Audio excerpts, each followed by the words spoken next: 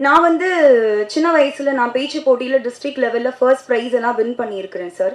உங்களுக்கு work ethics அப்படின்னா என்னன்னு தெரியுமான்னு எனக்கு தெரியல. ஆனா நான் விவரம் தெரிஞ்ச வயசுல இருந்து மேடை ஏறி மைக்கு முன்னாடி நிக்கிறதால நான் அழகான தமிழ் வார்த்தைகளை தான் பயன்படுத்துவேன் அப்படின்னு எப்பவுமே எனக்கு ஒன்று இருக்கும். ஸோ இதெல்லாம் படிச்சதுக்கு அப்புறம் மக்களோட கருத்துக்களை நீங்க படிச்சதுக்கு அப்புறம் சக பத்திரிகையாளர் சொன்னதுக்கு அப்புறம் உங்களுக்கு கொஞ்சமாவது புரியும் அவங்க சொல்ல வருது அப்படின்னு நினைச்சா அதை ஏத்துக்கக்கூடிய மனநிலையில நீங்க கொஞ்சம் கூட இல்லை அப்படின்னு உங்களோட ஃபேஸ்புக் பக்கத்தை பார்க்கும்போது தெரிஞ்சுது.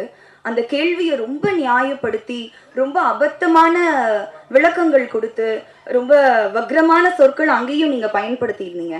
அதை பார்க்கும்போது எனக்கு வந்து நீங்க ஏன் இப்படி பண்றீங்க, மாற மாட்டீங்களா, புரியாதா அப்படின்லாம் எனக்கு கேட்க தோணல. ரொம்ப வருஷமா கேட்குறாங்க.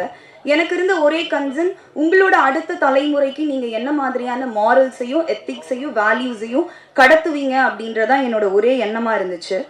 ஸோ இதுக்கெல்லாம் ஆரம்ப புள்ளி நான் எங்க பாக்குறேன் அப்படின்னா, பல மேடைகள்ல ஒரு வெற்று விளம்பரத்துக்காக கோமாளித்தனமான நடவடிக்கைகள்ல ஈடுபடக்கூடிய ஒரு நடிகர் என் கழுத்துல மாலை போட ட்ரை பண்ண அப்பவே எல்லாரும் சொன்ன மாதிரி நான் வந்து போலீஸ் கம்ப்ளைண்ட் கொடுத்து அவரை பிடிச்சி ஜெயில உட்கார வச்சிருந்தாலோ இல்ல அந்த நடிகரோட கன்னத்தை அந்த மேடையிலே பழுக்க வச்சிருந்தாலோ இது இங்க வரைக்கும் வந்திருக்காது அப்படின்னு நான் நினைக்கிறேன். ஏன்னா வந்து அமைதியாவே இருக்கிறதுனால நான் ரொம்ப பலவீனமானவள் அப்படின்னு நினைச்சிட்டு உங்களை மாதிரியான சில ஆண்கள் உங்க பலத்தை என்கிட்ட காட்டணும் அப்படின்னு நினைக்கிறீங்களான்னு எனக்கு தெரியல. நான் ஏன் இது ரொம்ப கடந்து போயிட்டு இருக்கேன்னா, இது எல்லாத்தையும் விட ரொம்ப முக்கியமான விஷயங்கள், நல்ல நல்ல விஷயங்கள் என் வாழ்க்கையில நடந்துட்டு இருக்கு. அதுல நான் ஃபோக்கஸ் பண்ணிட்டு இருக்கேன். அதனாலதான் இதை கடந்து போயிட்டு இருக்கேன். செய்திகளை உடனுக்குடன் தெரிந்து கொள்ள உடனே சப்ஸ்கிரைப் பண்ணுங்க.